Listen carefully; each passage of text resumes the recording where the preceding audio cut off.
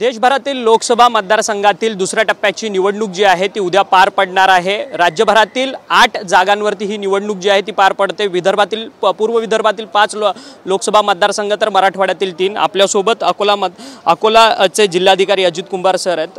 कुंभार sir, खरं तर निवडणुकीची काय तयारी संपूर्ण तुम्ही जिल्ह्यात केलेली आहे आणि कशा प्रकारे संपूर्ण ही निवडणूक जी आहे ती यंदा शांततेत पार पडते?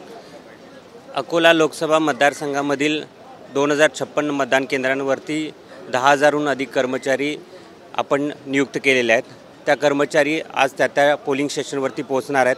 त्यांचं डिस्पॅच सुरू झालेलं आहे। यासोबतच प्रत्येक मतदान केंद्रांवरती मतदारांसाठी चांगल्या प्रकारच्या सुविधा निर्माण केल्या आहेत। पिण्याचे पाणी असेल, उन्हाच्या तीव्रतेपासून बचावासाठी सावलीची सुविधा असेल, दिव्यांगांसाठी व्हीलचेअर असेल, यासोबतच मॉडेल पोलिंग स्टेशन्स तयार करून आम्ही यूथ असेल, विमेन वोटर्स असेल यांनासुद्धा अट्रॅक्ट करण्याचा प्रयत्न करतो आहे। अकोला लोकसभा मतदारसंघातील सर्व मतदारांनी 100% मतदान करावे यासाठी आम्ही पुरेपूर तयारी केलेली आहे। सुरक्षेची योग्य ती व्यवस्था केलेली असून कायदा व सुव्यवस्थेचा कोणताही प्रश्न निर्माण होणार नाही यासाठी आवश्यक पोलीस दल देखील तैनात आहे।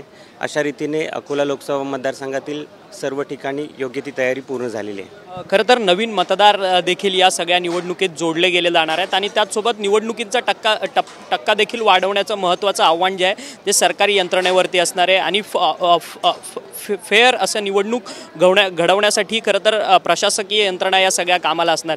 या सगळ्या संदर्भातल्या काही उपाययोजना तुमच्या प्रशासकीय यंत्रणेकडनं करण्यात आल्या? यावर्षी आपल्या निवडणुकीमध्ये 18 ते 19 वर्ष वयोगटातील 20,000हून अधिक मतदारांची नोंदणी झालेली आहे। या मतदारांना प्रथमच मतदान करण्याची सुविधा उपलब्ध होणार आहे। यासोबतच मतदान केंद्रांवरती मतदानाची प्रक्रिया सुरळीत पार पाडावी यासाठी 1038 मतदान केंद्रांवरती वेबकॅमची सुद्धा सुविधा केलेली आहे। या माध्यमातून इथे थेट त्याचं प्रक्षेपण केलं जाईल।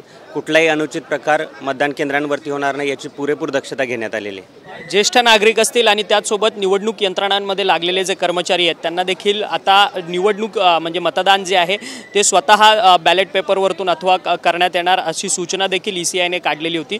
त्या संदर्भातल्या किती लोकांचे इथे फॉर्म भरले गेलेले आहेत सरकारी कर्मचारी अधिकाऱ्यांचे वगैरे, या संदर्भातली सर काय माहिती आहे?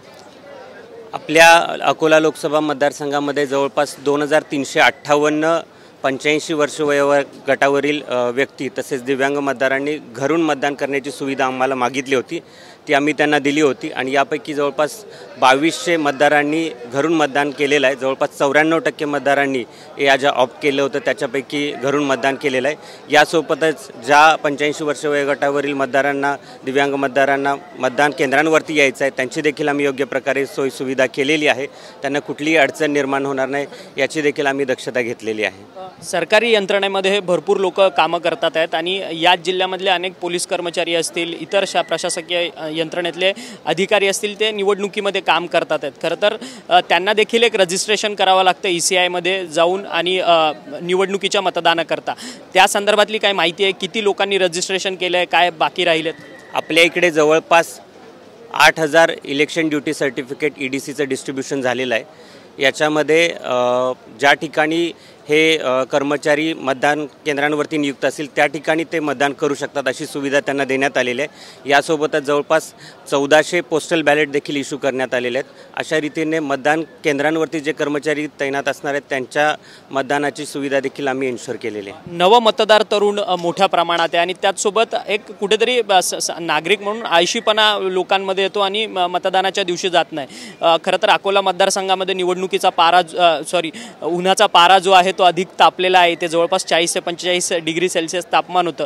अशातच निवडणुकीमध्ये मतदान करणं किती अधिक महत्त्वाचं आहे आणि मतदारांना काही तुम्ही जागृती आवाहन करणार आहात कसं?